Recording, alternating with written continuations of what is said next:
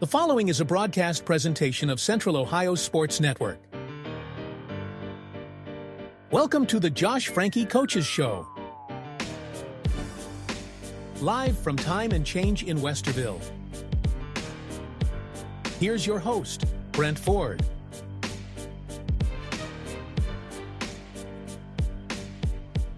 Welcome to week number 4 of the high school football season, and Westerville Central got their first win of the year last Friday night, playing host to the Chieftains of Belle Fountain. That was a 23-6 decision for Westerville Central. They got the win over Belle Fountain. We're going to preview the upcoming matchup for tomorrow night, but we're also going to recap this game from last week. We've got some great guests coming up on the show. Of course, head coach Josh Franke will join us after a bit as well. That's all coming up inside of the Josh Franke Coaches Show. Glad you could be with us even last week during our broadcast. Great turnout for that one. We appreciate everyone taking the time to keep up with Warhawk football, especially in their first win of the season. Got a couple highlight calls that will play throughout the evening as well, and we will run down and recap this Belle Fountain matchup. Louise Crozier is going to join us inside the show in a little bit. We'll also have Coach Dan Schaefer join us as well, and that'll all be coming up inside the Josh Franke Coaches Show.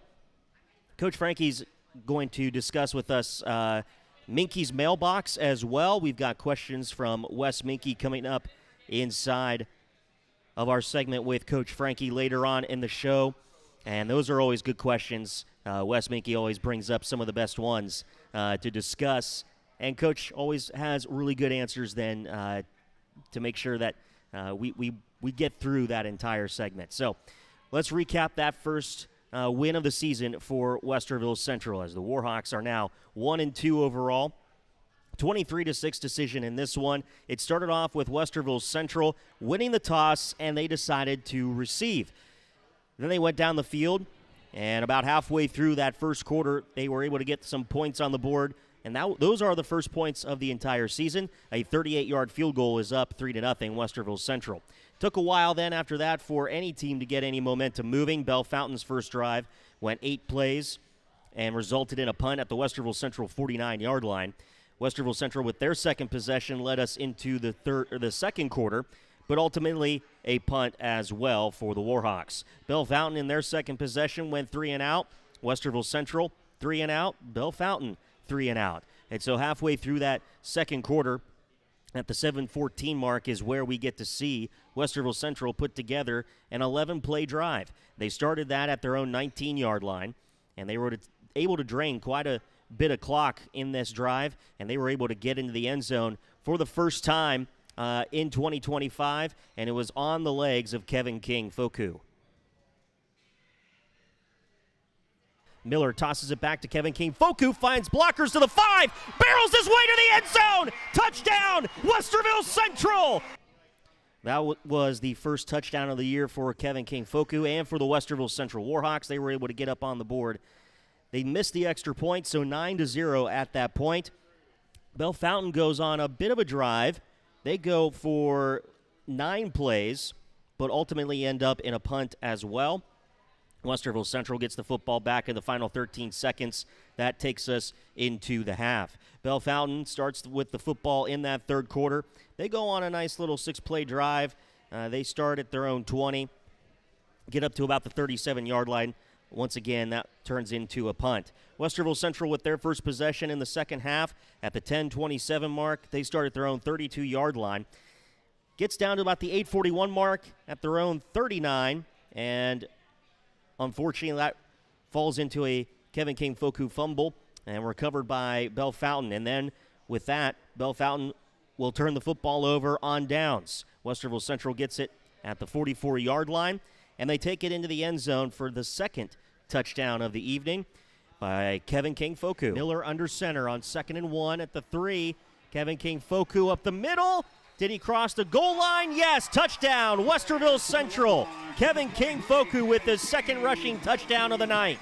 The Warhawks at that point lead 16-0 at the 2:45 mark to play in the third quarter. Westerville Central would get the ball back after a Bell Fountain 3-and-out and go into the fourth quarter, getting back into the end zone to start that fourth quarter. 10:47 to play in the game, and it is Kevin Blas who's able to get that first receiving touchdown of the season. Ja'Kai Johnson's going to go into the Wildcat. Miller goes into the slot far side. Johnson wants to throw over the middle, and it's going to be caught into the end zone. Touchdown, Kevin Blas. Westerville Central leads 23-0 at that point in the fourth quarter. Bell Fountain with one last possession, and they drain a lot of the clock. They take it at the 10:47 mark at their own 20, march all the way down the field. They leave 4:27 on the clock. Caudill gets an 8-yard touchdown rush, turns it to 23-6. No extra point there for Bell Fountain. Westerville Central then, all they have to do is start with the Bell Fountain 48 and drain some clock, and from there they do. And Kevin King-Foku ends the game in regulation with a first down, and Westerville Central walks away a 23-6 victor at Warhawk Field. That's the first win for head coach Josh Franke at home as the head coach of Westerville Central. His second win in his tenure as well. Warhawks are 1-2 now in the season, and now they have to prepare themselves for a 3-0 Dublin-Jerome team that comes to Warhawk Field 3 weeks in a row for Westerville Central being at home. A good start to the season in familiar territory, and now they have to host the Celtics in a battle that last year when Westerville Central went on the road, another tough one for the Warhawks. This will be the 14th meeting all-time between Dublin-Jerome and Westerville Central, and it is Westerville Central who leads in that category with a record of 8-5 against Jerome overall all-time. Westerville Central, I thought in this game against Bell Fountain, you kind of had a feeling that they might be a little more dominant based on what Bell Fountain was bringing to the table on Friday night. And it felt that Westerville Central had a lot of opportunity to maybe showcase some things that they haven't before, but they were able to control a lot of parts. Now, the first half of the game, opening drive, 11 plays, results in a field goal. That's positive. You have yards, then points on the board, and you control the football for about half the quarter. And then it goes back and forth with exchanging punts. And you'd like to see more sustained drives, but in this situation, you were able to control the clock in the last half of the second quarter and get your first touchdown, and you go into the locker room with a 9-0 lead over Bell Fountain. You have to feel pretty confident with how Kevin King-Foku running the football in this game. You have to feel confident with how well your freshman quarterback, Nate Miller, was performing in that first half as well.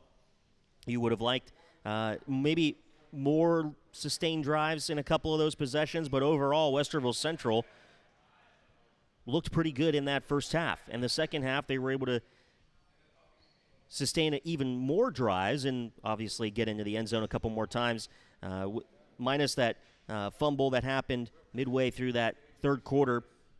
You remove that blemish, in the second half of action looked pretty good for Westerville Central. And that's what you wanted to see. A lot of timeouts and penalties were limited in this one. Felt like Westerville Central was in control for a majority of this game. Obviously, Bell Fountain goes on that long drive in the fourth quarter, but at that point, for how much time they took off the clock in 16 plays, starting at the 10:47 mark all the way down to the 4:27 mark in that fourth quarter, resulting in a rushing touchdown.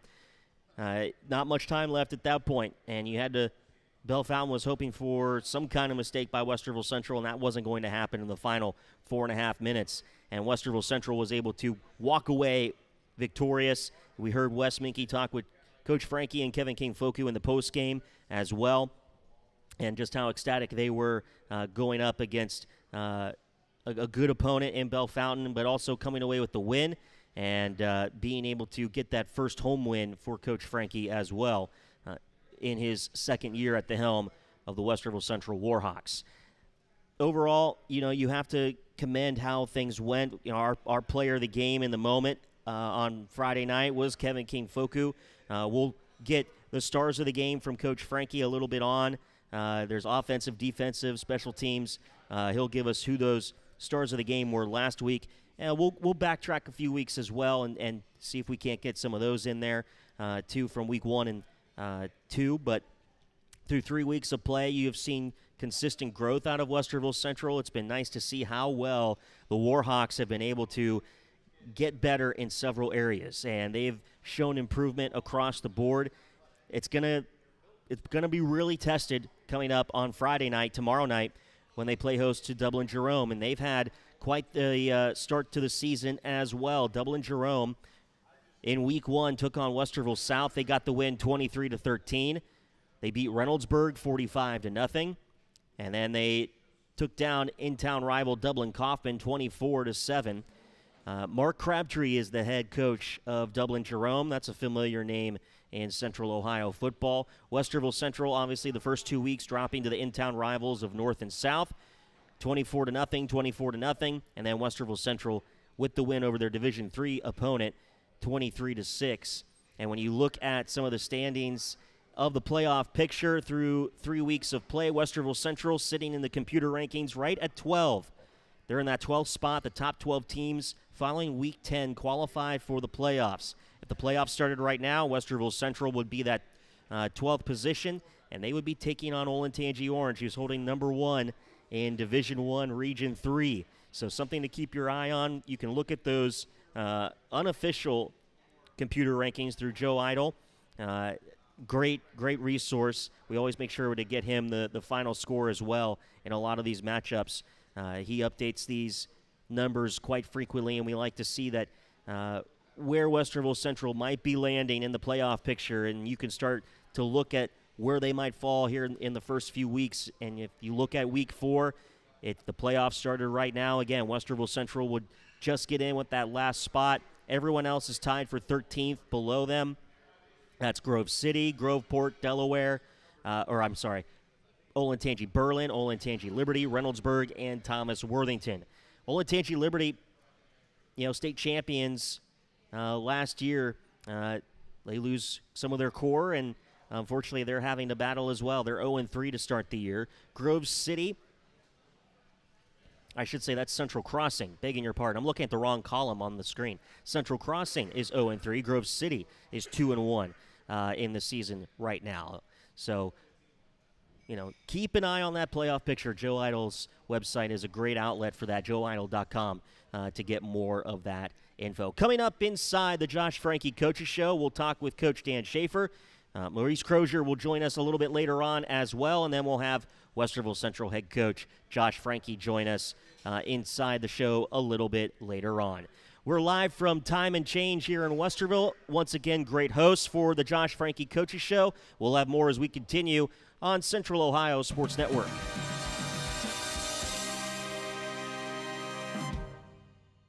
Buckeye football great and NFL Super Bowl champion Jim Lachey on sportsmanship. Winning and losing can teach kids many lessons, but high school sports are truly about respecting your opponent, representing your school, and building the foundation for a lifetime of success.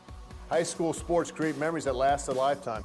And member schools of the OHSAA are committed to following a high set of standards. Whether it's on the field or in the stands, we can all do our part to respect the game. This message brought to you by the Ohio High School Athletic Association. Smokey the Bear. Then you know why Smokey tells you when he sees you passing through.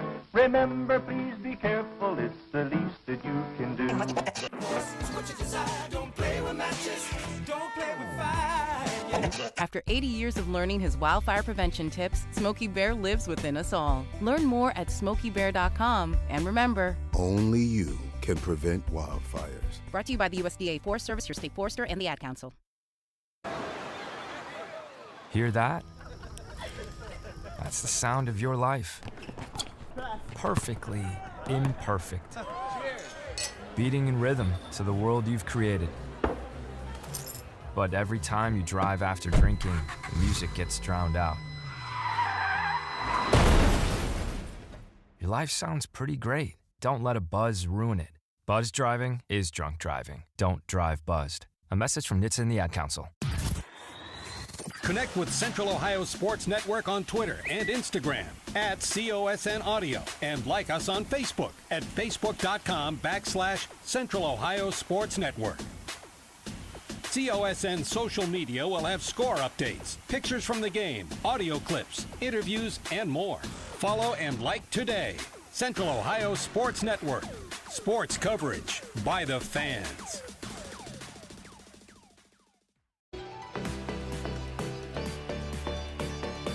You're listening to the Josh Franke Coaches Show on Central Ohio Sports Network. Back here at Time and Change for the Josh Franke Coaches Show. Another big thank you to Time and Change for hosting the Josh Franke Coaches Show here on COSN. Coach Dan Schaefer joining us. Coach, welcome back. Thanks for having me back. I'm going to call them out, but it's your young assistants. They got to get a little comfortable. Yeah, they're camera shy. It's all right. It's all right. We can get them comfortable. Yeah. I'm used to it now. One of the things I told Coach when he first got here was, I love the idea of a coach's show because it gives the players the opportunity to work with a microphone, talk with someone that they're not used to talking to. Maybe even, we added that camera, have something pointing at you. Yeah. That way you know how to interact. Yeah. So, it's a learning experience, hopefully, that we're able to bring for the young athletes who make it to a big level. Yeah, and sometimes it's as simple as knowing what not to say. Because, I've spoken at a couple universities and strength coach clinic in this off season. And being on the show, you think a little bit before you speak. A little bit. Because sometimes when you're a strength coach, you have some colorful language. It's normal to you, but maybe not normal to normal people.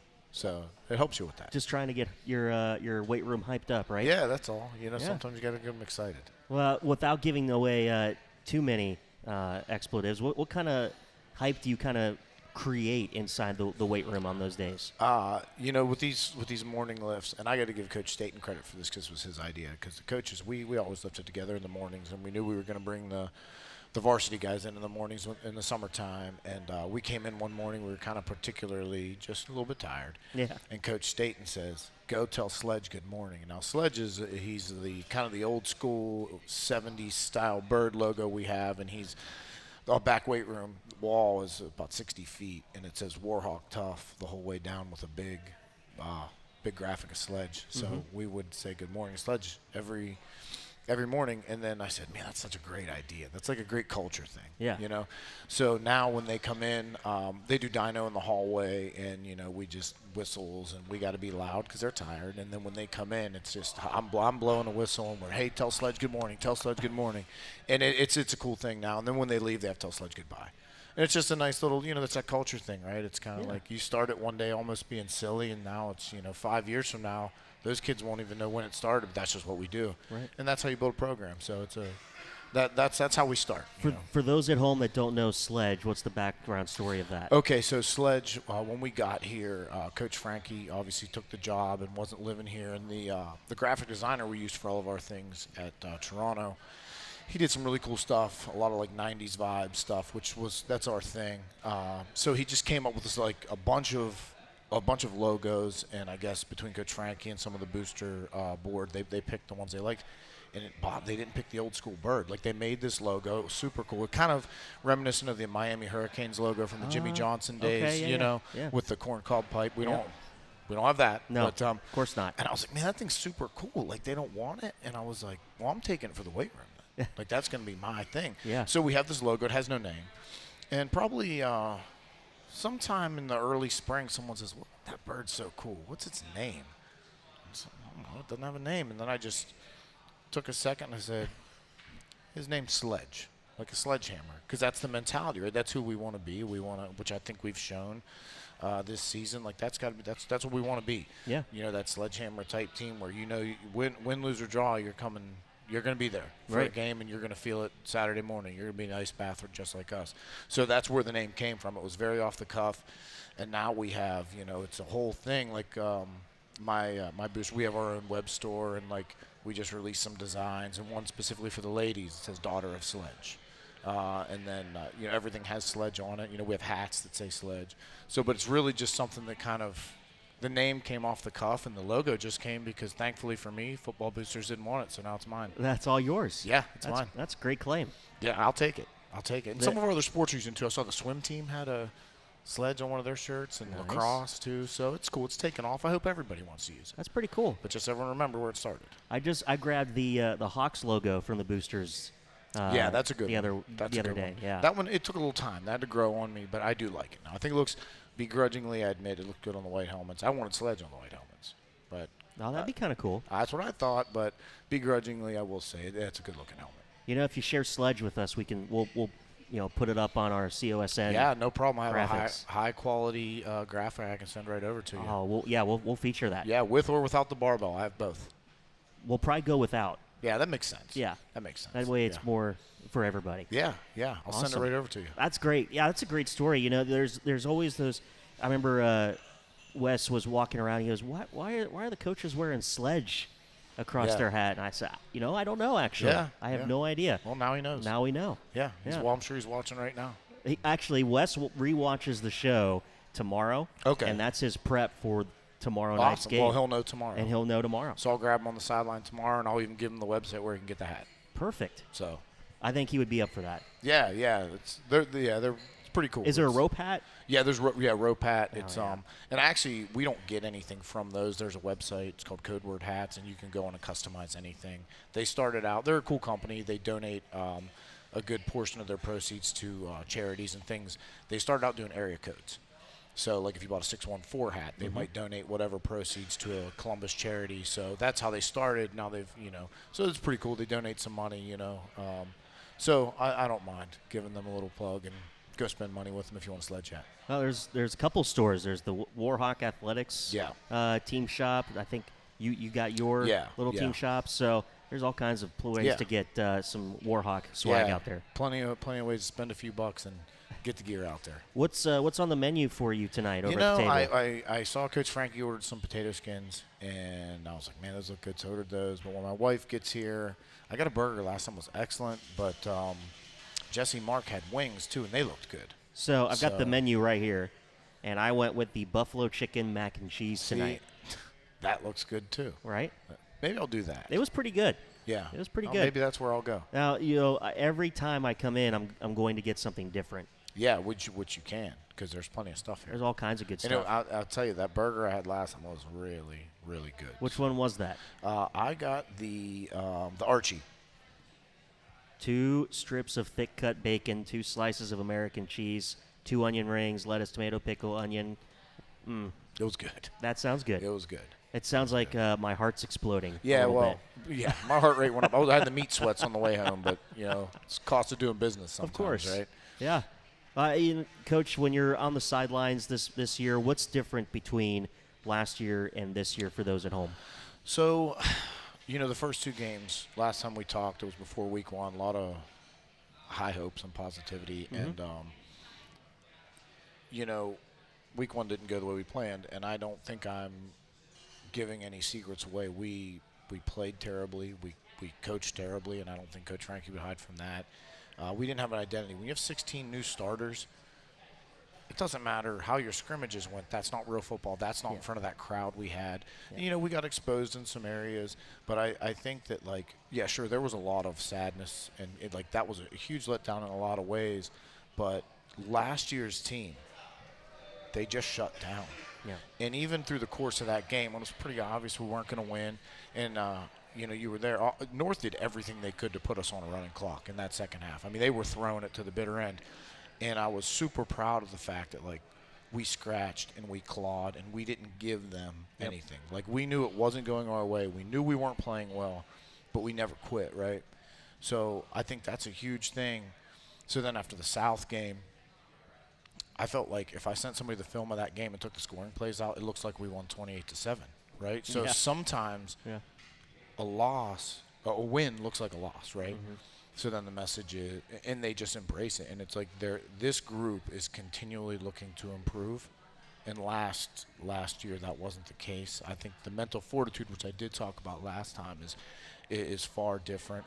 Really great senior leadership. These guys are not. They're never going to pack it in, and they're never going to kind of submit to that. Because if you're 0-2 after you're 1-9, there's a lot of surrounding negativity. That's how life is, and that's certainly how high school life is. But I gave them the man in the arena speech. Yeah. But it's they kind of never gave into that. And then I feel like last week they came out and we played better and we coached better.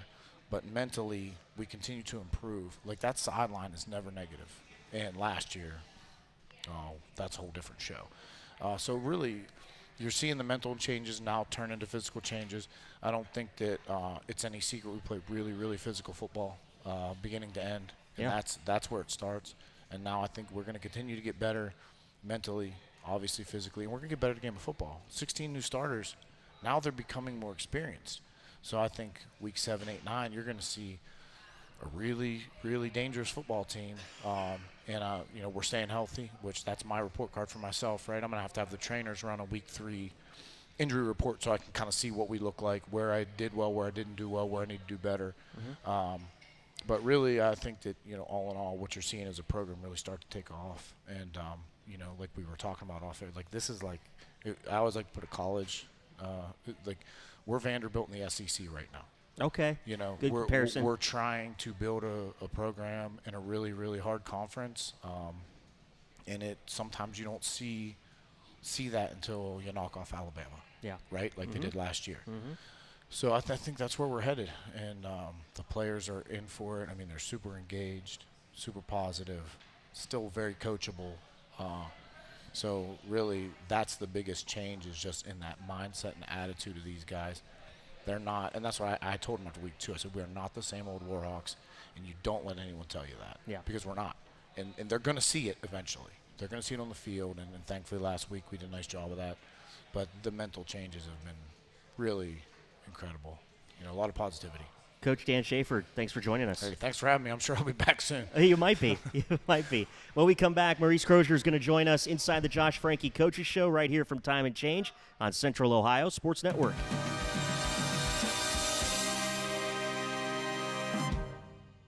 The phone's blowing up, but you're in the driver's seat. Ignore the buzz, keep your eyes on the street. No text back, no scroll, just let it wait. Attention on the road, that's the only way. Phone's blowing up, but you're in the driver's seat. Ignore the buzz, keep your eyes on the street. No text back, no scroll, just let it wait. Don't drive distracted. A message brought to you by the National Highway Traffic Safety Administration, Project Yellow Light, and the Ad Council. Attention high school sports fans, are you an armchair official? The parent or fan who constantly yells at the referees and loves to let everyone know just how bad you think they are. Well, if you think you could do better, then get in the game and prove it. It's time for you to suit up and make the calls where they actually count. Every sport in Ohio needs more officials. Sign up today at highschoolofficials.com. Let's take a moment to breathe. Deep inhale. Extend your spine. Remain focused on what you're doing. If safe to do so, exhale slowly, leaning to one side. Inhale back to center. If safe to do so, exhale slowly to the opposite side. Find mental health resources at loveyourmindtoday.org. This message is brought to you by the Huntsman Mental Health Institute and the Ad Council. Welcome to today's game. This is Paul Keels, and you know how much I love broadcasting the Buckeyes, but I also love high school sports. On behalf of the OHSAA, let's all do our part to set a good example and make this a fun and safe experience for the kids involved. I know this game means so much to the players, coaches, and fans, but high school sports are about much more than the wins and losses. They teach life lessons that will be with the players long after their playing days are over. Good luck to both teams, and remember to respect the game.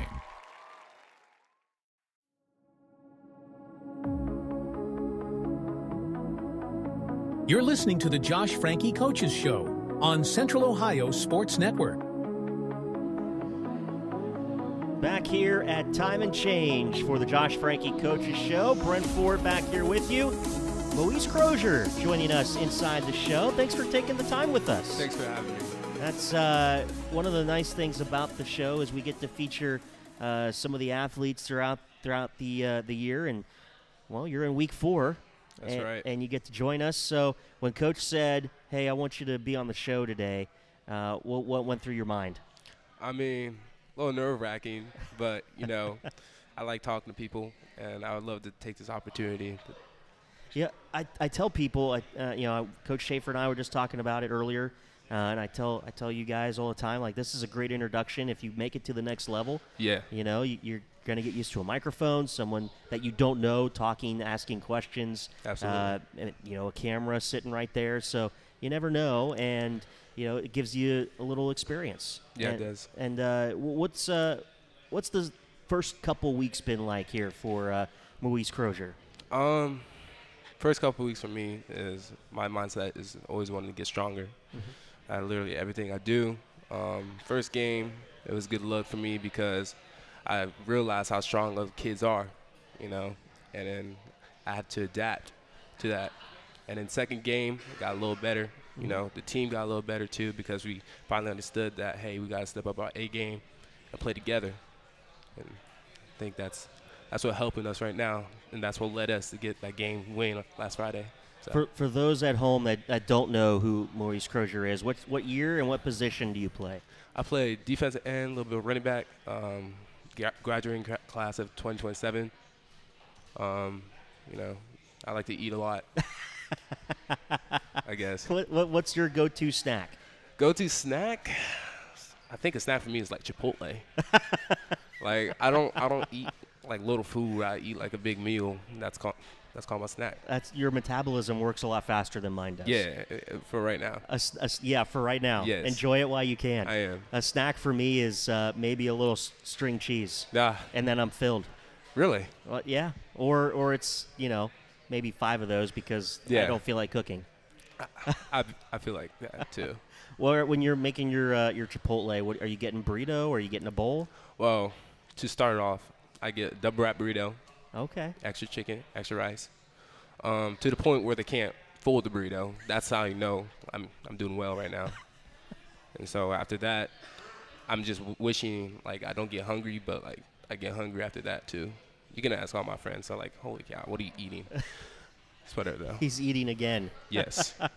All right, so what's on the meal for tonight? We're here at Time and Change. Did you get a chance to look at the menu? Are you going to eat here, go somewhere else? Yeah, I'm eating here and probably going to eat when I get back home. I wish I had the calorie intake so I can see the calories, how much the burgers have and stuff like that. So what'd you grab? I got the Archie, number 16. Yeah. Let's see. Oh, that's what Coach Schaefer had last week. The 2 strips of thick cut bacon, a couple slices of cheese, the 2 onion rings. Okay. Yeah. So you definitely are going big for the sandwich there. Yeah, that should do the trick for now. For now. And how long is that going to last you, like an hour? I think so. Maybe. I don't know. I don't know how your family does it, how they keep up with you. They just like make sure I'm the last one to eat because everyone gets their food first. And then I just get the rest. So let's switch gears to the X's and O's. Okay. Coming into the season, some high expectations. Those first couple weeks didn't go as planned. I'm sure that's a little disappointing. But you guys turned things around, and I was telling Coach Schaefer and early on in the show that each week I've seen progress by this whole team. How do you feel individually your progression over the first few weeks has gone? Well, coaches always talk about handling adversity. That's a play of the game, trying to beat the person in front of you all the time. And we started learning this, and we're starting to develop that adversity, stuff like that, and how we can push past it. And we're slowly getting better and better as we continue. And I would say that I'm trying my best to get better too. Like working the sledge all the time, trying to get power, just more power, more quickness, and all the time stuff that I do. And other defensive ends around me are doing that too. The whole D-line just working consistently, taking practice more seriously, stuff like that. As a defensive end, is there anyone that current, maybe college or NFL, that you look up to that maybe you want to reach a level that they are? TJ Watt. Really? Yep. What makes his game stand out to you? He's just explosive. You can see the way he looks, no glaze and all that. You can see the way he looks. He takes his job really seriously. His power, everything. He sets the edge really well. Just beautiful how he played the game, I guess. I don't know. How do you prepare for a game? What's your pre-game ritual? Okay, so first, before last game, I went to the gym, did some isometrics, stuff like that, holding, stability, and all that stuff. Then went out the field and then grabbed the sleds, and then just push the sledge a little bit, to get my feet warmed up to deal with all the big linemen I'm going to go against too. And I add some more weights to that. And then I work on one hand, get off, on a sledge, and then get off with like a tackle dummy, so I can tackle and stuff like that. And that's basically my warm up, and then get ready for the game. Any particular music that you're listening to during this time? Yeah, a lot of rap music. Yeah. Well, It's anyone in particular that kind of sets the mood for you, sets the tone? Yeah, Lil Uzi Vert. Okay. I like Lil Uzi. When you're in the locker room and Coach takes the moment in the pregame to get you guys hyped, how does that affect you going out into the field to start the game? It's not in just the music or the coach getting hype. It's the teammates around me that gets me hyped, because they want it too, and I'm hyping them. And coaches, they get me hyped too, but like when all the players are surrounded and being ready for the game, you don't see no fear in their eyes, just pure excitement and readiness for the game. That's what gets me hyped. Readiness for the game tomorrow night, taking on Dublin Jerome. Yes. What have you seen on film that their offense presents to you as a defensive end? Oh, they like passing the ball. Yeah. Then that presents me perfectly, and because it has me an opportunity to get to the quarterback. How do you see the quarterback? How does he handle himself in the pocket? He's quick. Yeah. He's really quick. 1, 2, 3, gets the ball out. And that just pressures me to get off my block really fast and get to the quarterback. When you analyze an offense through the film, what are a couple things that you look for? What do you try to identify out of an offense? I identify the player I'm going to get up against. How fast is he? How strong is he? How powerful is he? I see that stuff, and I really think how much power do I have to pass him, and that's the real thing I look at. And I look at the quarterback speed, precision, accuracy. I look at that too. Just anything that can get me the upper hand and all that stuff. Moise Crozier joining us on the Josh Franke Coaches Show. Moise, one more question for you. Yes, sir. When you think about how you potentially could get another win this season, and maybe that's tomorrow night, Dublin Jerome right now in the power rankings with 270 gridiron. When you see that sort of thing, they're 3-0, you're 1-2, you're finally picking up a little bit of, steam in how this team is performing. Yep. Does it go through your mind at all that, hey, if we win, that's a big upset? It is a big upset. And then the team will progress furthermore. I mean, if we can get this win, we'll have a lot of confidence in ourselves and what we can do in the future. Moise Crozier, thanks for joining us. Thank you for having me. I appreciate it. That's Moise Crozier here on the Josh Franke Coaches Show. When we come back, we're going to talk with Josh Franke himself. That's all coming up next from Time and Change on Central Ohio Sports Network.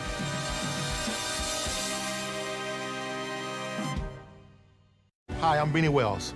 Whatever the sport, wherever it's played, there's one thing that student athletes, coaches, and fans can all share: sportsmanship. The Ohio High School Athletic Association Respect the Game campaign reminds us that school sports are so much more than wins and losses. On behalf of the OHSAA, let's all do our part to make school sports a fun, positive, and rewarding experience that student athletes will remember for a lifetime. Every game, every time, let's all respect the game. This message presented by the Ohio High School Athletic Association. The phone's blowing up, but you're in the driver's seat. Ignore the buzz, keep your eyes on the street. No text back, no scroll, just let it wait. Attention on the road, that's the only way. Phone's blowing up, but you're in the driver's seat. Ignore the buzz, keep your eyes on the street. No text back, no scroll, just let it wait. Don't drive distracted. A message brought to you by the National Highway Traffic Safety Administration, Project Yellow Light, and the Ad Council. This isn't Madison Square Garden. These drills probably won't make anyone a #1 draft pick. But these players are practicing for something important. While they work on their jump shots, they're also learning teamwork, discipline, self-confidence, how to deal with wins and losses. Skills that will make them winners long after they leave the court. Support high school activities in your community, because when kids take part, they get set for life. Put your phone on D&D, that means do not disturb when you're driving. And when you're going from point A to B, I need you to stay safe, please, so always sing with me. So put your phone on D&D, that means do not disturb when you're driving. And when you're going from point A to B, I need you to stay safe, please, so always remember this beat. Don't drive distracted. A message brought to you by the National Highway Traffic Safety Administration, Project Yellow Light, and the Ad Council. You're listening to the Josh Franke Coaches Show on Central Ohio Sports Network. With Brent Ford, here is the head coach of the Westerville Central Warhawks, Josh Franke. Week 4 of the high school football season, and Westerville Central coming off their first win of the year against Bell Fountain, 23-6. They get ready to take on Dublin Jerome. Coach Franke joining us now inside the Josh Franke Coaches Show. Here from Time and Change. Coach, congratulations on the first win of the year. Thank you. Yeah, it's nice to get that one off your back, and get the dark clouds moving away, and now you can just kind of breathe easy and then focus on the next one. You told me before we came up that you were a little under the weather last week. Yeah. Just a little bit. Yeah. You were also a little under the weather last year during the Central Crossing game. So my question to you was, well, I guess you just why aren't you always sick? I mean, that's what I was telling you. I walked off. We went to halftime. I had a fever 101. Had to get some ibuprofen, and thank God for the trainers having some ibuprofen, because, I mean, I didn't feel it during the first half, and then when I was walking off the field and you kind of come down a little bit, and, I just had chills, felt awful, and sure enough, fever. So is what it is, man. I mean, you can't. You just got to push through. I called it your Jordan coaching game. Yeah, there you go. Yeah. There you go. I mean, but again, maybe I need to go out and get exposed to some more sicknesses and try to get sick a couple times. As long as you don't spread it, I'm fine with it. I need to just try and get sick a couple more times, and we'll be good. Well, Make playoffs. You also don't lose in those camo jerseys. No, we're 4-0 now. I went back and thought about it. 4-0 in those camo jerseys throughout my career. So I joked with the National Guard when they came pick them up. I said, can I keep these for maybe the next 6 weeks? And they kind of laughed. They're like, no, other schools got to wear them. And I was like, oh, okay. Well, hey, I tried. Superstition, right? I said, hey, listen, I'll wear the same exact attire. I called my wife this morning. I said, hey, can you make sure you do the white so I can get my long sleeve undershirt for tomorrow's game? So got to have the right thing, right? I'm really superstitious. Okay, if you're that superstitious, what goes into your pregame prep on Friday? I do my Fridays will look the exact, right now, I'm not, this is how bad it is.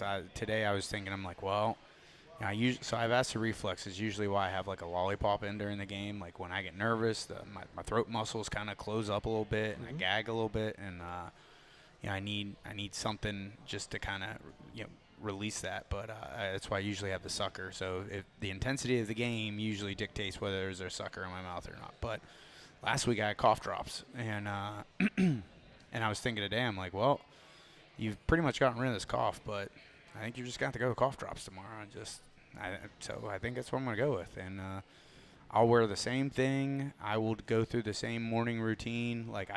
So I was so sick last week. I have a nice teacher schedule where I have my planning period and lunch back to back. So I got a big block of time, and I didn't go out to eat last week for lunch. I literally went to the coach's office, turned the lights off, and I literally went to sleep. I slept for like an hour, and I just felt awful. And I told myself today, I'm like, well, ain't going to lunch tomorrow. Gonna go take a nap? Yeah. I mean, I'm not gonna eat until a team meal, and I'm just gonna do it. I just do everything the exact same. And I guess I'm even bad enough that it's, I was looking a little like I needed to shave a little bit today.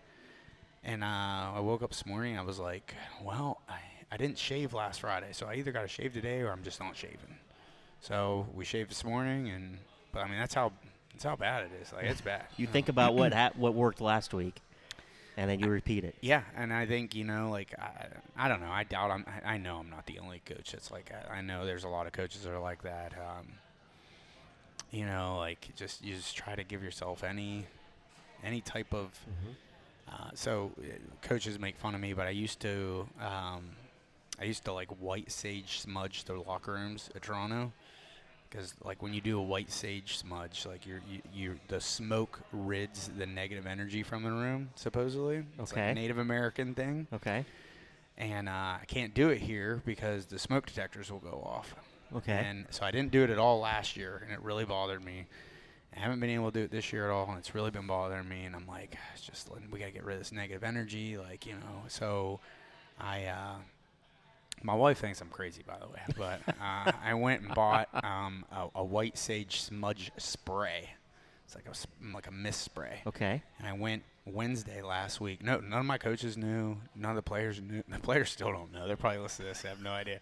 But I went and smudge sprayed the entire locker room because I was like, I feel like there's just this negative energy here. It's just looming over us. Like, we need to. And then you got the win. Sure enough. So call it what you want to call it. Call me crazy, but, you know, so. Unique, Coach. We'll call it unique for now. And listen, man, again, you look for any type of advantage you can get, and whether it's crazy, whether it's, you know, lunacy to some, like, if it's going to give me, what's it hurt if I don't do it? You know, like, or what's it hurt if I do it? It's not hurting anything, so. You know, like, I have my routines too. When I get everything set up and audio tested, everything's connected. You know, my pens, my Sharpie, my highlighters, they all are in the right spot. They all have to be in a specific order. That way I can just continually to rotate them. You have to stand in. I have to stand in the same spot. I have to put the microphone in the same spot. Everything has to be set up just as it always is. Well, you know, I think maybe that has just something to do with like being an athlete. You know, like, you know, when I was playing basketball, like you had a routine you went through when you hit your foul shots, and my daughter's a volleyball player. Like, she has the same routine for every serve that she had. You know what I mean? Like, I think you just get in this habit of being an athlete that you have a routine, and like if the routine works, you don't jinx it by not doing the routine. You know what I mean? So again, I just think that just goes with being Coach Cannell is our running backs coach. He's a science guy, science teacher. He makes fun of me. He's like, this is nothing. I said, well, you know what, Jay? There could be something there. Yeah, so he was one of the coaches that knew that I did the smudge spray. And he was like making fun of me. And Saturday morning I walked in and I pulled that smudge spray out, and I was like, see? Right there. And he's like, that has nothing to do with it. So I had a routine as cross-country runner. Yeah, well, see? We'd get on the bus, and I would sit in the back, headphones on, take a nap all the way to wherever we're going. I wear the same pants, same shorts, I had the same number. That, you know, it's cross-country. Numbers don't really matter that much in a lot of that, but I had to have that same number every year.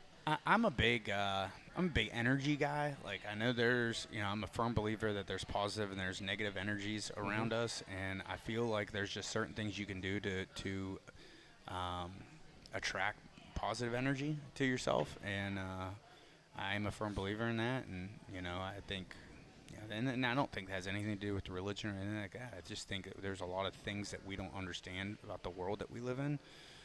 But I do think that there's positive and negative energies out there, and we can attract and deflect it. And I think, you know, that's where I'm at. So. Well, Coach, you wore the camo jerseys for military and first responders night last Friday, and being that it is 9/11, I figured we'd take a moment to reflect on that. Absolutely. You know, it's been everywhere today, and a lot of things have happened over the last several days anyway in our country, but this is one of those days in 9/11 that you don't forget. One of my employees at work was a month old when it happened. He said, I don't know what it means to see that happen.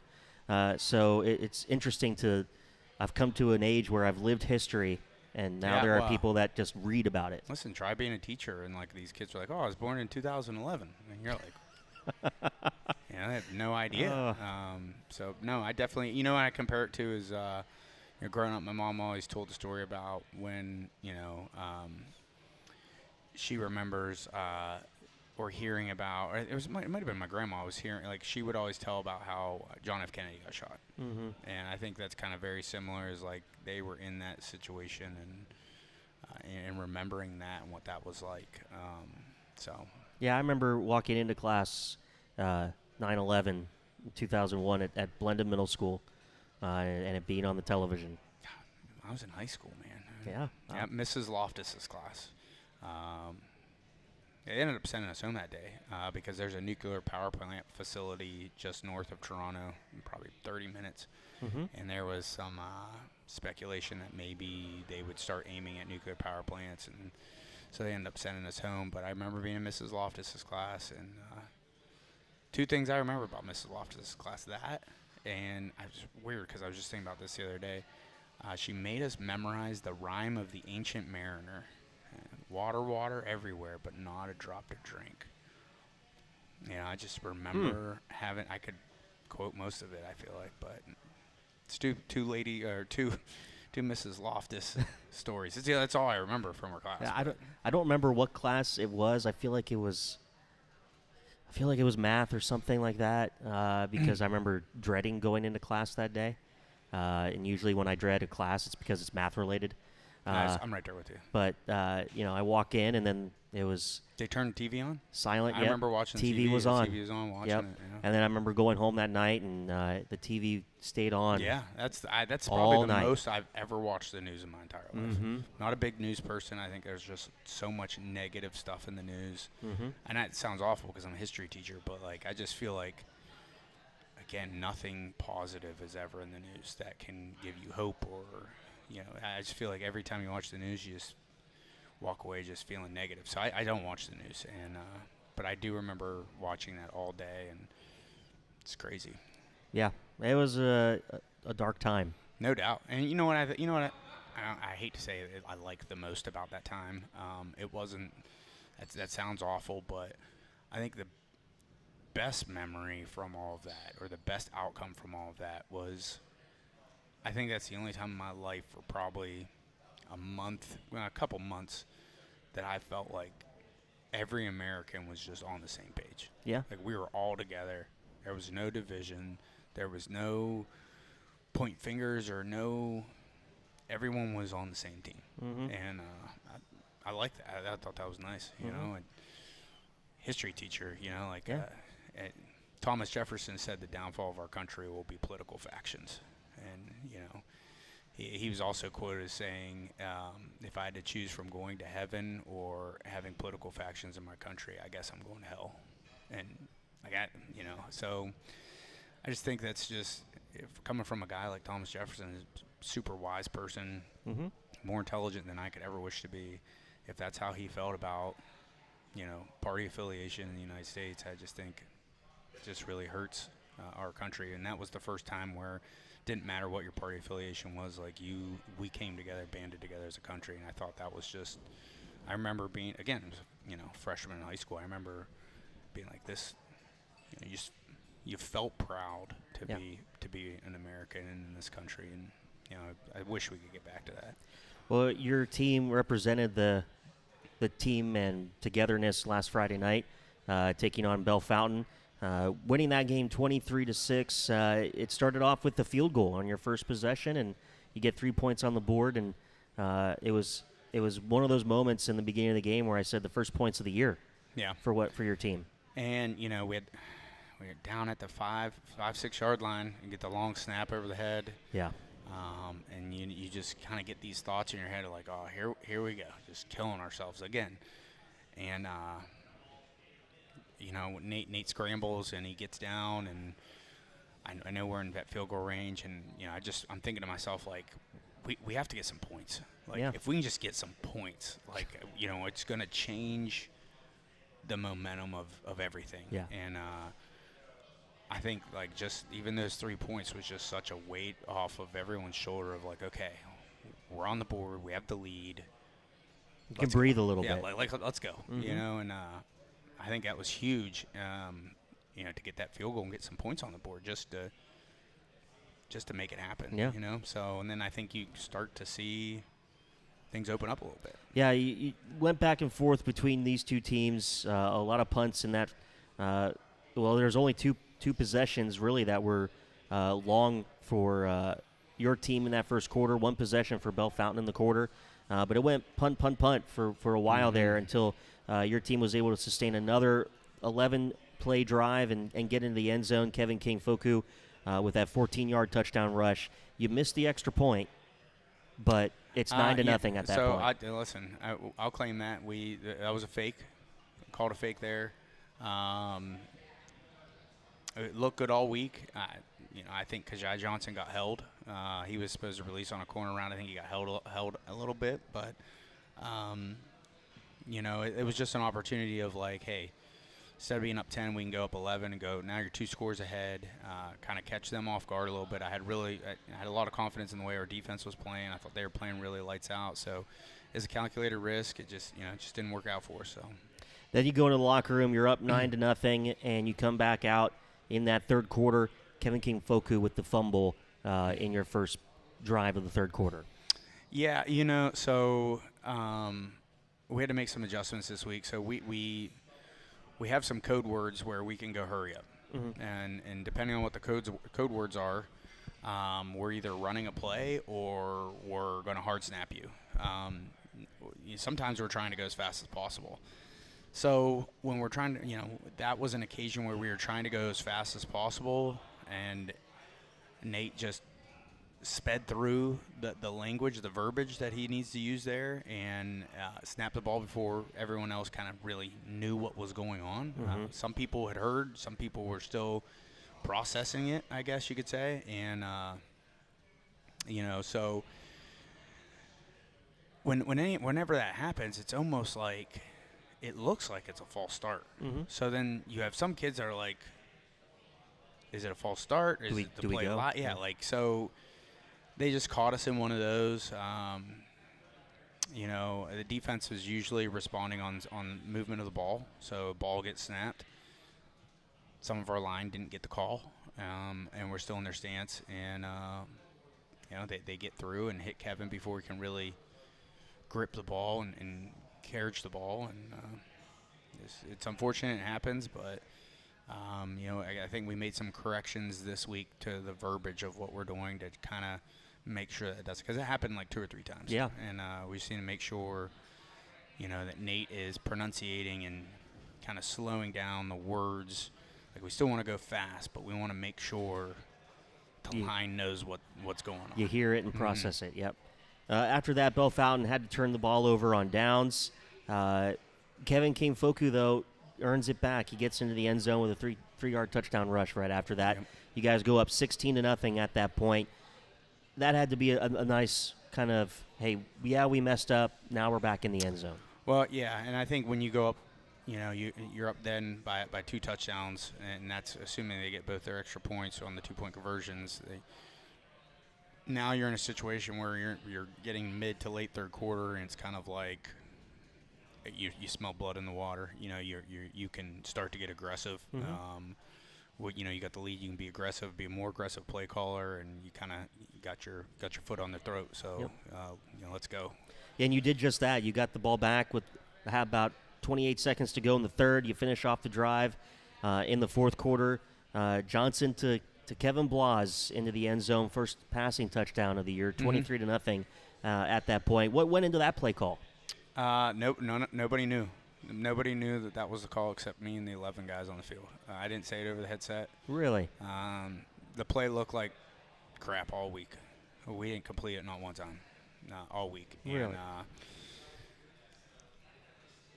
you just get when you're calling plays, you just get a feeling sometimes where you're just like, yes, this is it. It's going to work. Yes, this is the right one. Mm-hmm. And we were moving the ball well, and it just was in that perfect yardage zone where it's like this could hit for a touchdown. Mm-hmm. And I'm on a headset. So I lift my mic up and I don't say anything.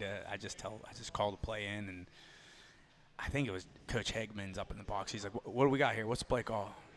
And I'm just not saying anything. Silent. Not saying anything. And when they pushed, and it's called a push motion, Kajai kind of motions back and pushes Nate out. And when they pushed Nate out and that safety expanded to Nate and there was nobody over top of Kevin Blas, like I said on the headset, I said, "It's wide open." And someone said, is this the pass? And I said, yeah. And sure enough, there was nobody on Kevin because all we'd ever shown was Kajai running the ball. So I mean, he was quarterback last year, so he can throw. And sure enough, and Coach Staten comes to me and he was like, "Hey, that's a great call." I said, "You wouldn't have said that if you heard me call it before the play." Yeah, right. He started laughing. He's like, "You're right." So that's kind of where that came from. But again, I think Kevin Blas has just been a warrior for us. I mean, he's fighting through injury every week, and I was really excited to get him in the end zone, get him a reward for toughing it out and being a team player and sacrificing himself. Bell Fountain gets the ball back. They go on that 16-play drive to basically end the game. They get into the end zone. Condell for an 8-yard touchdown rush. 23-6. You get the ball back. You drain a lot of clock. 10 plays. You get that first down. Drain the clock there at the very end. It was a Bell Fountain drive that lasted pretty much the whole quarter. Was that one of those drives where you thought, hey, this is okay because they're taking a lot of time, or were you kind of eager to get the ball back? Want the ball back. I mean, you can feel the confidence, and you want to keep riding that confidence. And I think there was a couple of things that happened that for lack of a better word, it just wasn't ideal. And they end up scoring. I think we really wanted that shutout for our defense too. And obviously it didn't happen, and we get the ball back, and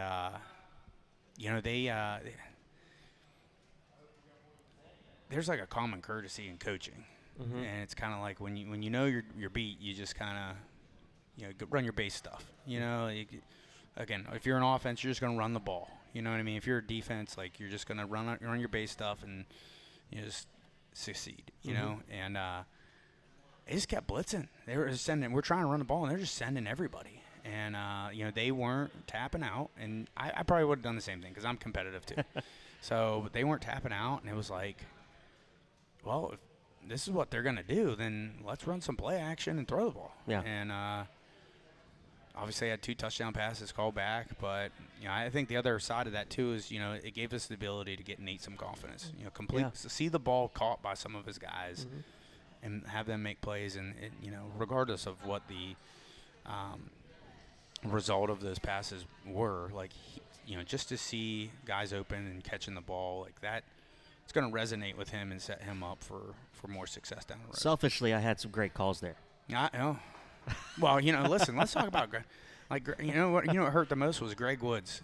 Greg Woods never plays offense. Never. He's in on the wishbone package because Kevin wasn't in, and we're trying to save Kevin. And again, never plays offense. Probably never going to get an opportunity to score a touchdown ever. Wide open. Wide. Catches the ball, scores his first touchdown ever in his career. Probably the only one he'll ever score, and they take it away from him. Yeah. So. But it was a good play, though. It was a good play. It was. Well, we're going to take a break, Coach, and when we come back, we're going to talk about your stars of the game. We'll hear who your new captains are for this week, and we'll continue to get ready for that next game. We're on to Jerome this Friday night. We'll take a break. More of the Josh Franke Coaches Show after this from Time and Change on Central Ohio Sports Network.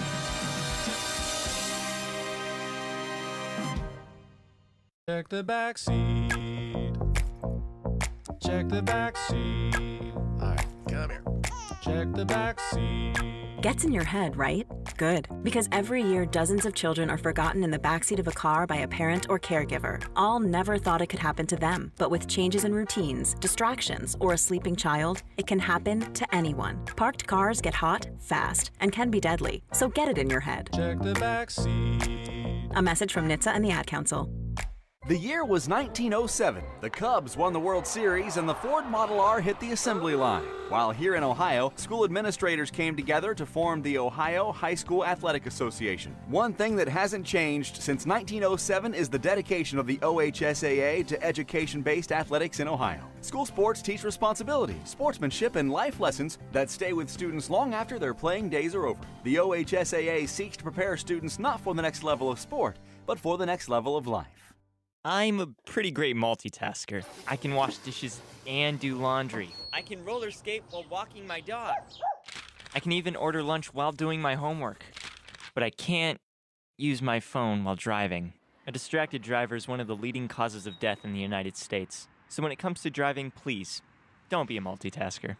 Don't drive distracted. A message brought to you by the National Highway Traffic Safety Administration, Project Yellow Light, and the Ad Council. Former Ohio State and NFL quarterback Bobby Hoying on life lessons through sports. The member schools of the Ohio High School Athletic Association share in the mission of educational athletics. That means that school sports are an extension of the classroom and play an important part of a well-rounded education. Student athletes do a lot more than just play sports, but it's the lessons they learn through sports that last a lifetime. This message brought to you by the Ohio High School Athletic Association.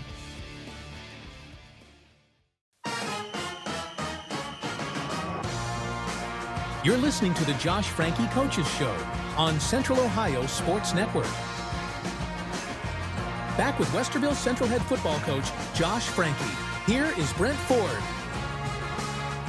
Getting ready for week 4 of the high school football season. Westerville Central getting ready to take on Dublin Jerome tomorrow night at Warhawk Field. The Warhawks 1-2, the Celtics 3-0 coming into the matchup. Westerville Central getting their first win of the year last Friday night when they hosted the Chieftains of Bell Fountain, a 23-6 victory. Coach, players of the game, we're going to backtrack a little bit. We mentioned it, I think, week 1 or week 2, but I'm going to just kind of backtrack and make sure we get everyone included in there. One of your stars from, now I'm not sure if it was week 1 or week 2, what I'm looking at here, but Kevin Blas was in there as an overall player of the game. Defensive player of the game was Devon Lipsey. Cohen Buss was special teams in one of those weeks. Then the next week was Kevin King Foku, Greg Woods, Cohen Buss once again. And we've played 3 games, and now we get to move on to who the stars of the game are from last week.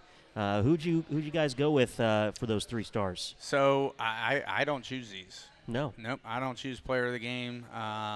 Or player of the games, that's all of our touchdown club committee that handles the story of the season magazine, which I don't know if you've looked at it yet. I have. Freaking awesome. It's amazing. It is. It is.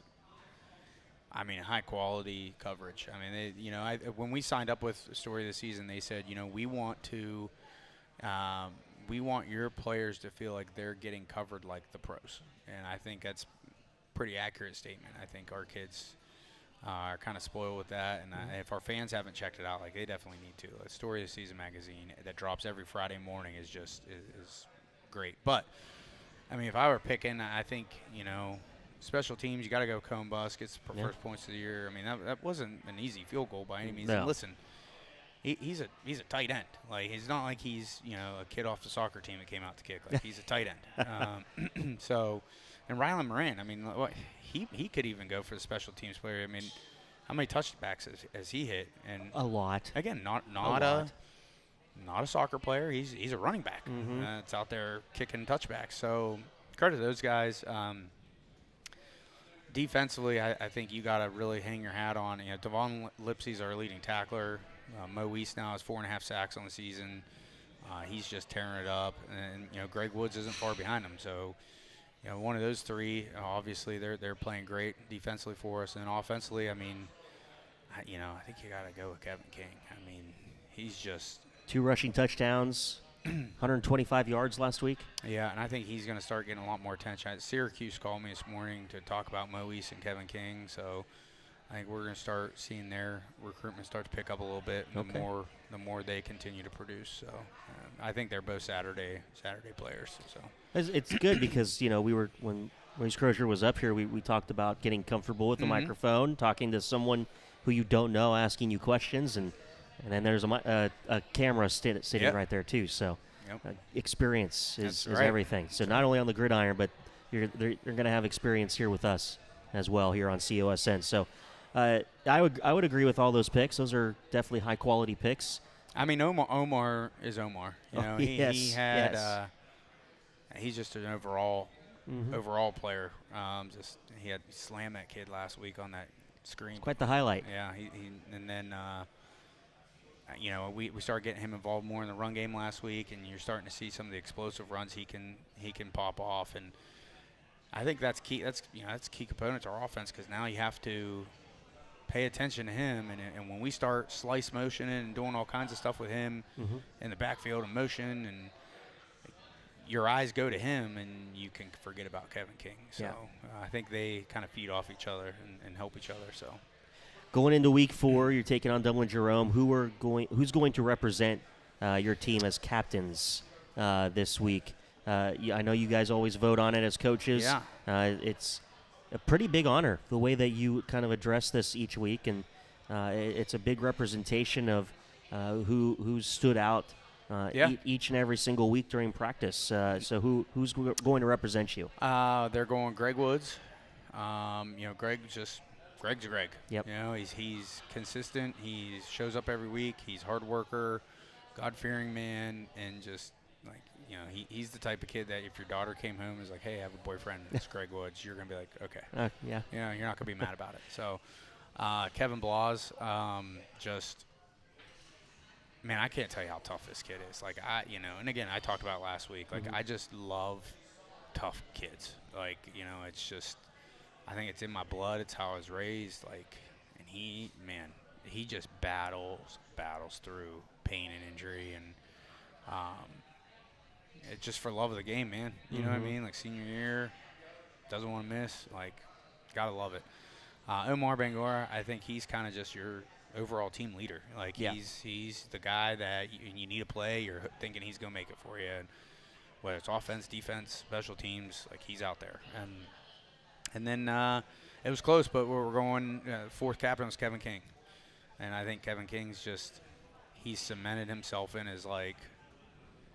This guy, he's legit. Like, I think his tenacity that he plays with is just inspiring to a lot of the players. Yeah. Like, I think, last year we didn't have a play that we could really hang our hat on or like trust and feel comfortable. Like, if we needed 2 yards, what are we gonna run? Like, I wouldn't have been able to answer that question last year. Like, this year, there's a couple plays I would feel comfortable with, but the large majority of them are going to Kevin King. Yeah. You know what I mean? Like, because I just good luck trying to stop him from getting 2 yards. You know what I mean? And I think the kids on the team realize that and respect that. And you've seen a big change over the last 3 weeks. Week 1, there was a completely different team of Westerville Central than what we saw last Friday against Bell Fountain. No doubt. Your team has shown growth every single week. What do you credit that to? I think it's a little bit of we've changed. Defensively, we've changed schematically a little bit. I mean, not a whole lot. We're still running the same defense, and we changed a little bit of personnel, but not a ton. But we've changed the scheme behind what we're doing and the way we're thinking about stopping opposing offenses. And then, offensively, I think when you look at week 1, I blame myself because it's almost like you try to you out-coach yourself. Sure. You know what I mean? And I just think we went in that North game and we had all these plans of we're going to do this, we're going to do that, and we're going to catch them here. And we're gonna, like, I wish I could, like, go back 3 weeks in time and be like, just run Kevin King. Run the ball. And then every once in a while run it more. Yeah. Like, I wish I would have told myself, like, run downhill. And I think, it was after that loss, I mean, that was a devastating loss. And the loss with them in South felt very different, and we've discussed that. But I think I had a huge self-reflection of, like, who are we? Mm-hmm. Like, who are we as a team offensively? And, I'm like, well, we want to be a physical pound you, run the ball down your throat, get big with our tight ends and fullbacks, and, like, have it.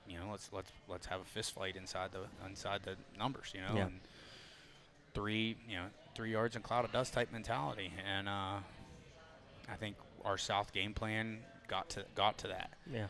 And I think despite losing that game, I think we saw a lot of success, and we saw, like, I think the players saw, like, oh, this is who we are.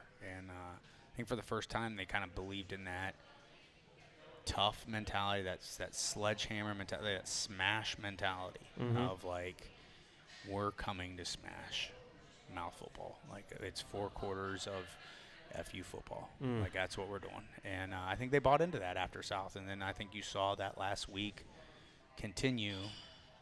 And, you know, when you run that style of offense, you're running downhill a lot, like, that is physically taxing on teams, especially if you don't see that in practice every day. Like, or if you're typically a spread offense and you're not really a run the ball down the field type team, like, you just aren't used to that physical nature of football. And I think that's an advantage of both us offensively and defensively. Is it's like, if we need to get physical, like, we have a firm belief in ourselves that we're going to win the physical battle of the game.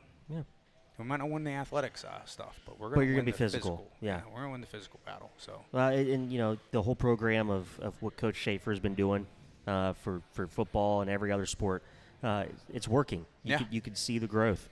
And you can see the growth in how your team approaches a game, how they mentally are approaching the game. You can see the confidence growing through your players. And you can, I'll be honest, you can see the confidence in the way that the games are being called. You can see that you and your defense are seeing the game a little bit differently. You know what you have done in week 1 and 2. You changed it going into week 3. Now we get to talk about what goes into week 4 when you take on Dublin Jerome, and we'll do that right after the break. We'll come right back after this. More of the Josh Franke Coaches Show, Central Ohio Sports Network.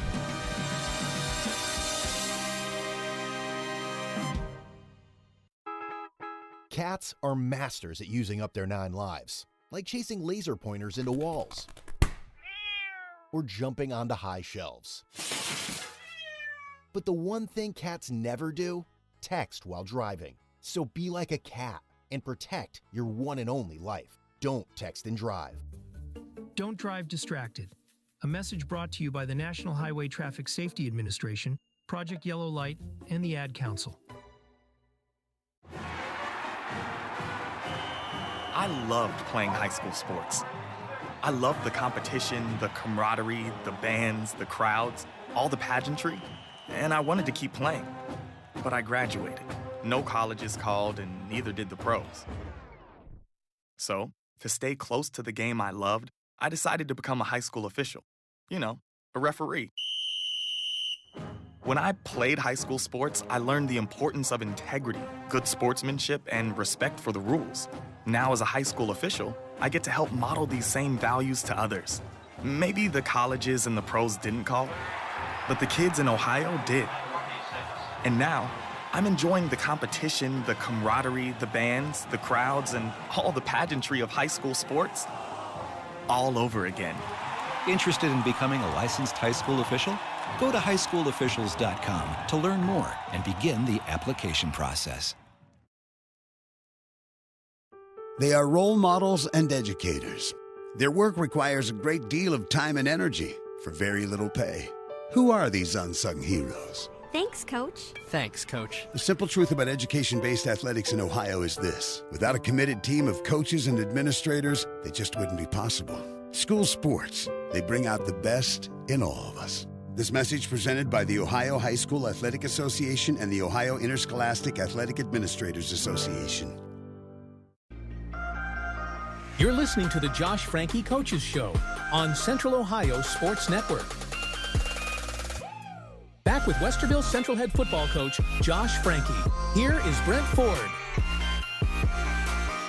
The Josh Franke Coaches Show live from Time and Change here in Westerville.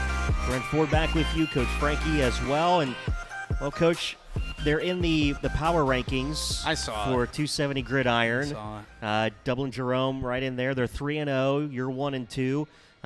You know, they're coming off some impressive wins. They beat Westerville South earlier in the year.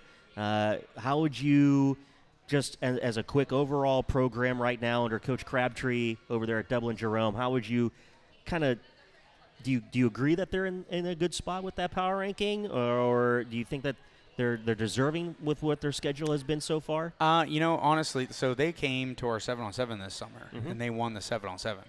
They ended up beating Bishop Watterson in the championship and won our 7-on-7 tournament. So, obviously, Bishop Watterson is Bishop Watterson. So, Right. Coming off a state championship, Belisari's at quarterback there. Mhm. So, that was that was my eye opener. There was like, okay, well, they're going to be improved. They're going to be much improved, and sure enough, they have been. I think they have one heck of a quarterback. So as a quarterback guy myself, I am able to turn on the film and just watching him play just watching him play quarterback has been impressive, just to see his footwork and his mechanics, and he gets the ball out on time. When you talk about quarterback play, anytime like a receiver has an intermediate breaking route, so like the receivers has to decelerate to get into a break and get into whatever. Like maybe just run a comeback or 10-yard out, whatever the case may be. Anytime a receiver has to slow around to decelerate to make his break, quarterback, that's when he's supposed to hitch. So he's supposed to take 3 steps. He's supposed to hitch, and when he hitches up, that ball's supposed to come out.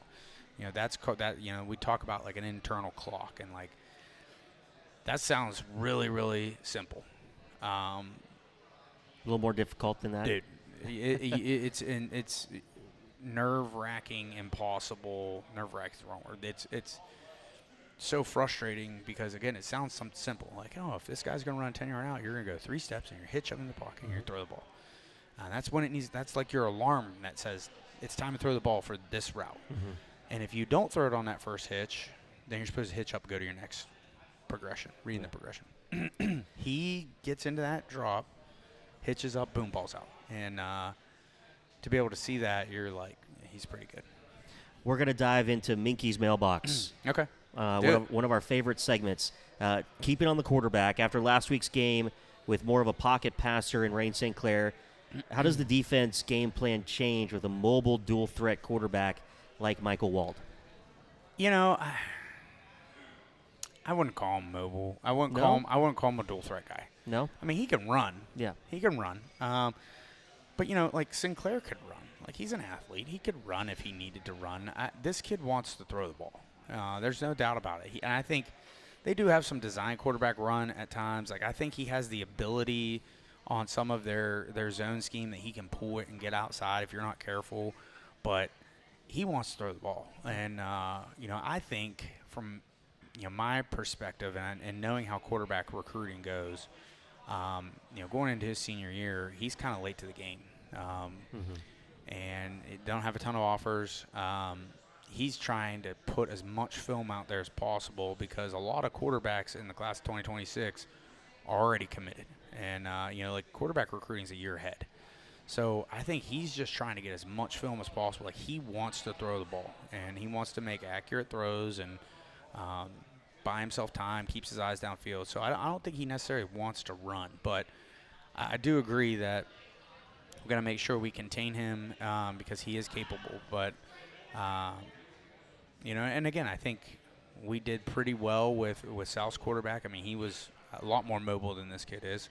And, I just think we just got to keep doing what we're doing, and the game plans have worked so far. So, Mickey's mailbox question number 2. Last week, Wald rushed for 61 yards, and on one play, Lucas Franks took it 60 yards for a touchdown. How can your defense play similarly to last week and taking away the big play potential of the Celtics?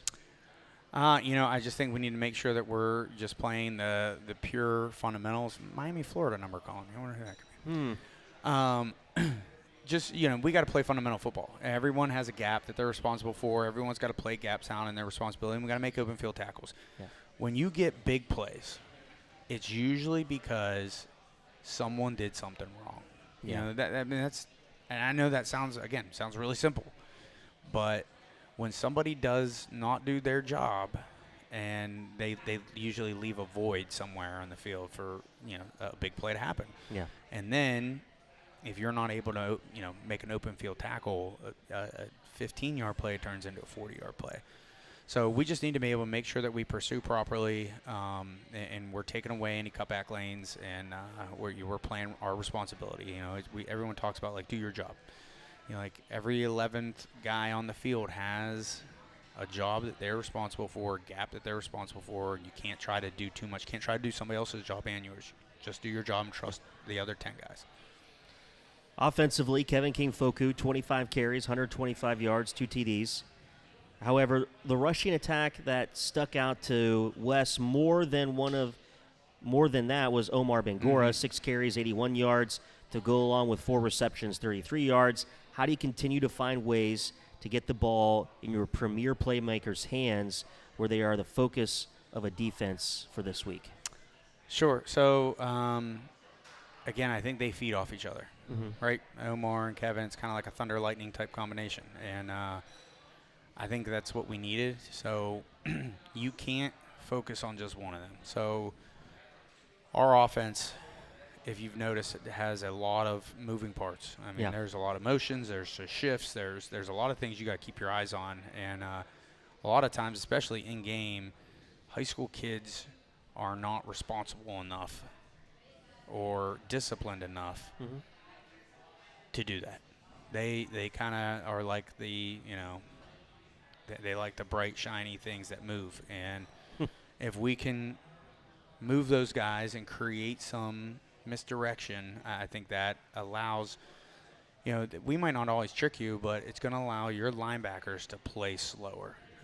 So now they can't go screaming up. And Jerome has a very, very aggressive linebacker. So now with Kevin King and Omar both being there, they need to account for both of them and make sure something else isn't coming. It's going to slow them down. And when you slow down, it creates bigger lanes for us to run through. And but again, I think we also have to try to make sure we're getting other people involved.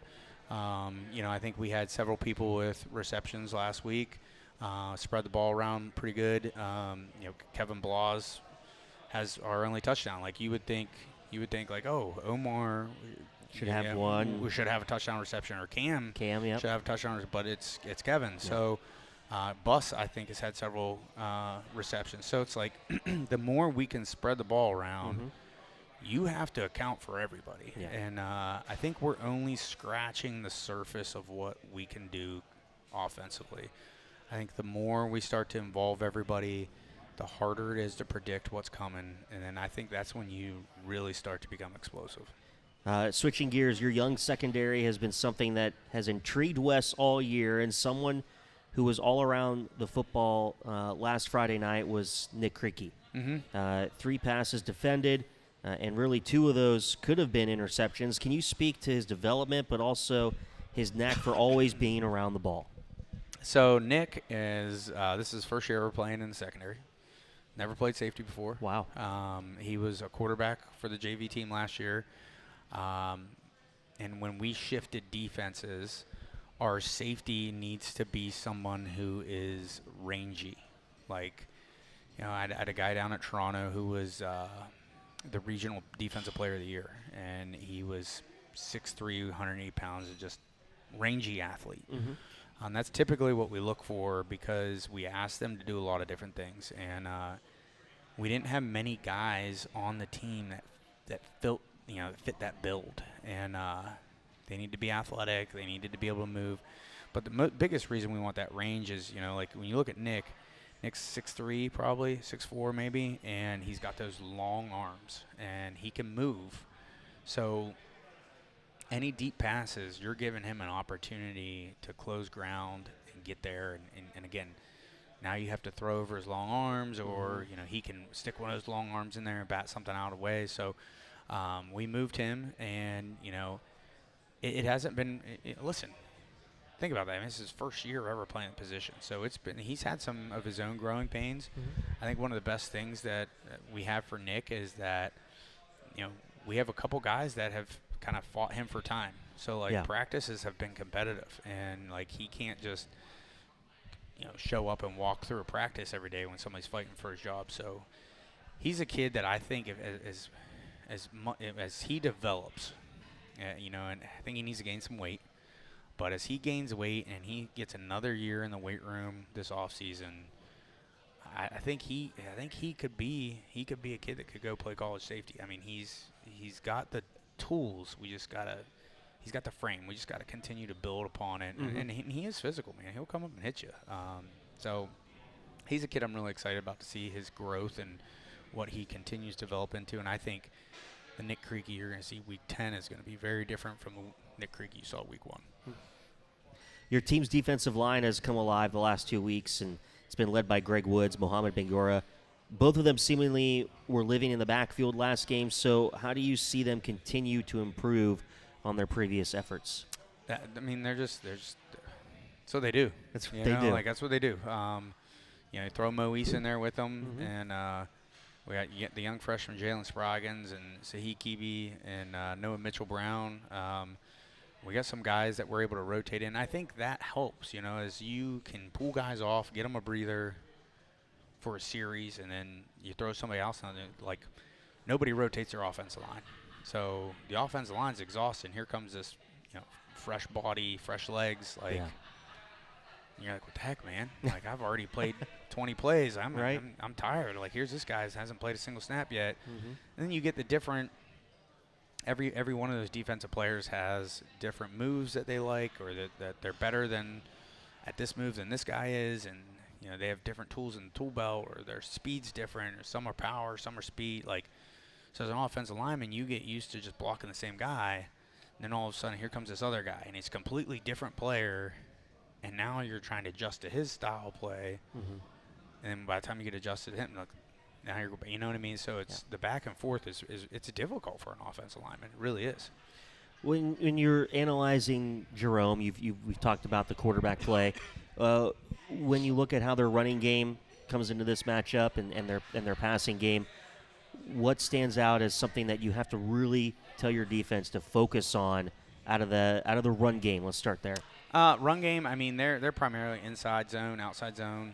They do have some gap plays in there, like they'll run counter tray a little bit and GH counter. But I don't want to say they don't want to run the ball. I think everybody wants to run the ball, but I just don't think that's what they're resting their hat on. Their yardage, their points, their team is built off of the pass, and. They have a receiver going to Bucknell, Division I player, and like I said, the quarterback's pretty good. And the other receiver, one thing I will say about their receivers, they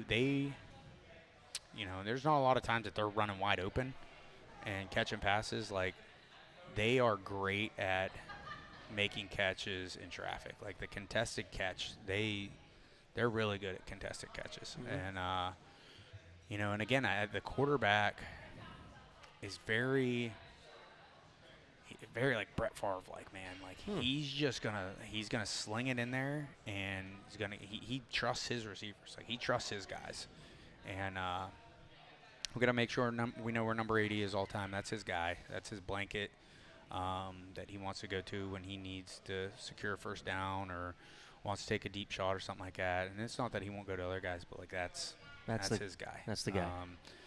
So we just got to make sure we know where he is at all times, and when it comes to the passing attack, like, we have to do a good job of mixing up our coverages, making sure that we're disguising things.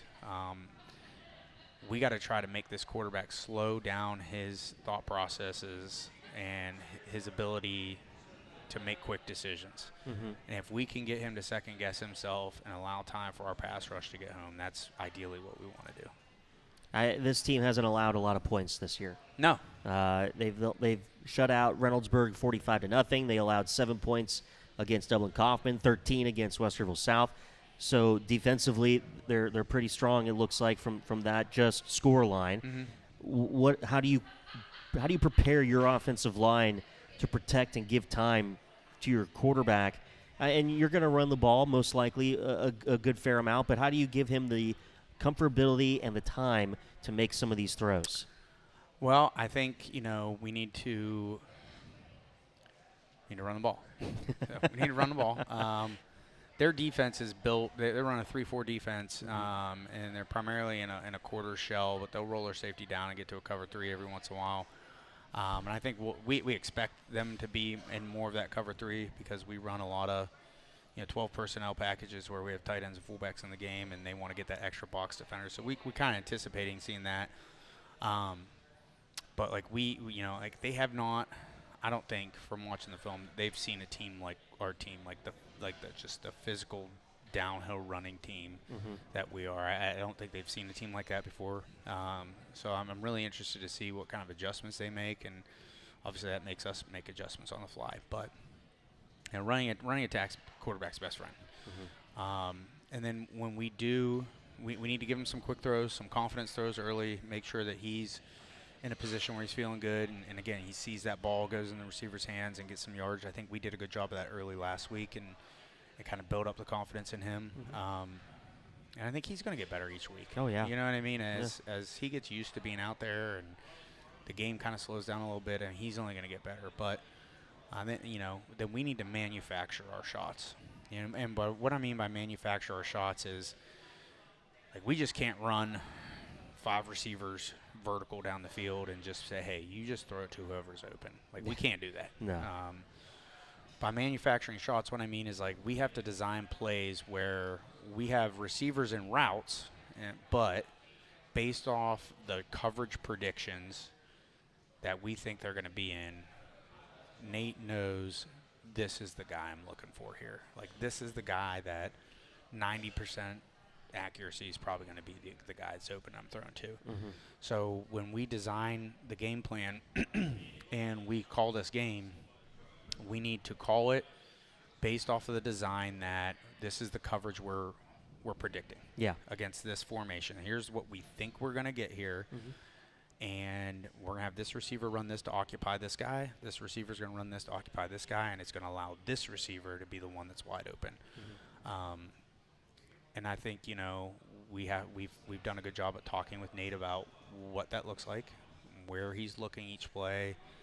And again, despite there being 4 or 5 receivers out in routes, like, you're only looking at 1 or 2.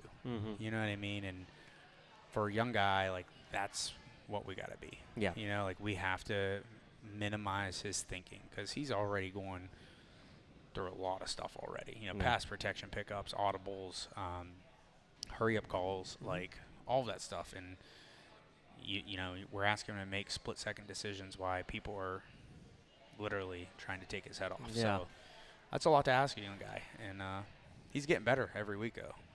Coach, you come out of this game victorious because?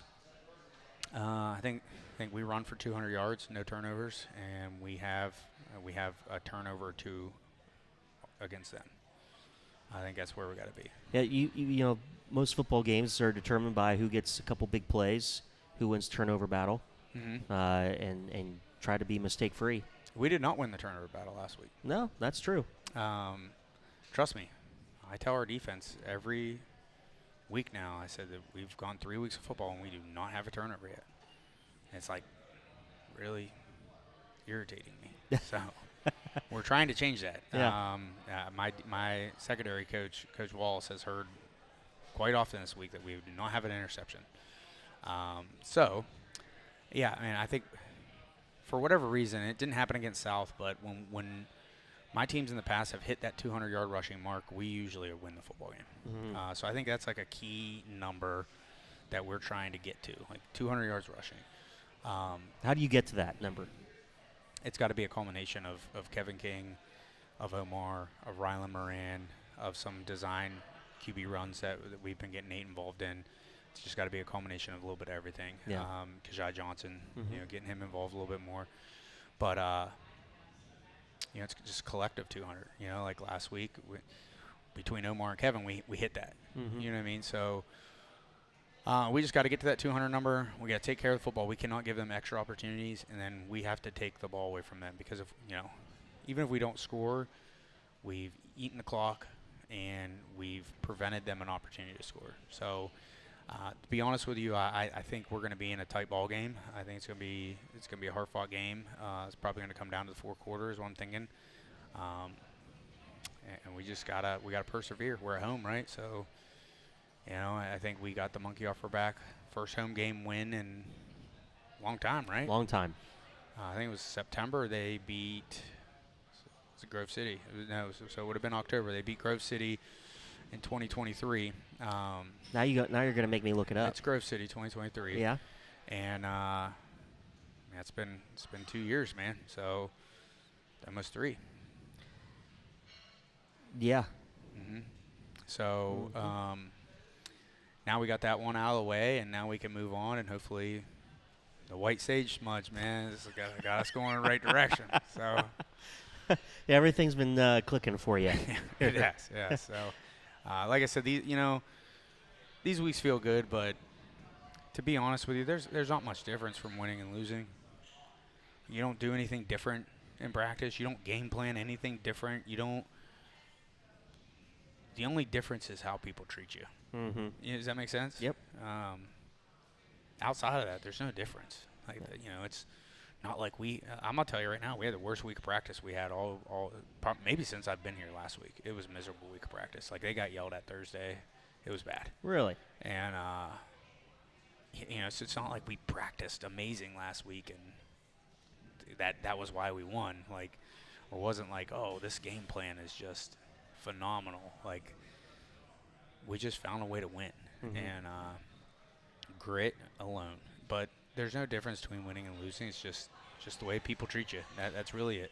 The last time that Westerville Central won 2 games in a row was 2022. Wow. No pressure. No pressure. No pressure. Last time they won 3 games in a row was 2022. Look at that. So, Well, buddy, we're taking it week by week. So. Week by week, that's all, right? Let's get to 2. Let's get to 2 and 2. You want to get to 2 and 2 first. Let's get that 2 home game streak going and 2 win game streak going, and then we'll talk about the third one. So that's all we can do, right? That's right. That's right. Coach, thanks for the time as always. Thanks, man. Appreciate you. Go enjoy dinner. I'm gonna. I already ate. I did the pretzel bites, and okay. You talked me into the pretzel bites. They're pretty good. They're good. I did the pretzel bites and potato skins. I got that out of the way because I tried to get over here early. The girls' volleyball game got pushed back. I have several students who are girl volleyball players that I've built really good relationships with. So heading there now. I'm going to try to go. I haven't got to see them play because my daughter has a game when they have a game, or there's the radio show when they have a game. So like I have not got to see them play, and they've kind of been begging me to get over there. So I'm going to try to sneak in and maybe see like the last set. So we'll get over there, Coach. That's where we're going. That's Josh Franke, head coach of the Westerville Central Warhawks. And when we come back, we'll wrap things up of the Josh Franke Coaches Show on Central Ohio Sports Network.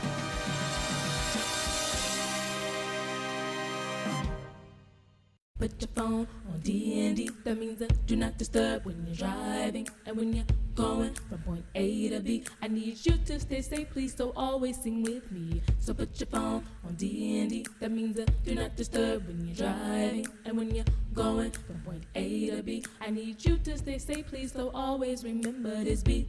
Don't drive distracted. A message brought to you by the National Highway Traffic Safety Administration, Project Yellow Light, and the Ad Council. Hey, Russell Wilson here, and I know how important exercise is. It's essential. It's essential. With Play 60, United Way and the NFL are helping kids stay active and play at least 60 minutes a day. Healthy kids, healthy kids. But what this place needs is you. To donate or volunteer, go to unitedway.org/play60 because great things happen when we live united. Donate, donate. Are you guys going to do that every time? Yes, of course. Yes, of course. Brought to you by United Way and the Ad Council. As veterans, we're no strangers to helping others. That's what we were taught, service before self. But we do have one question for the veterans listening. When was the last time you reached out for help?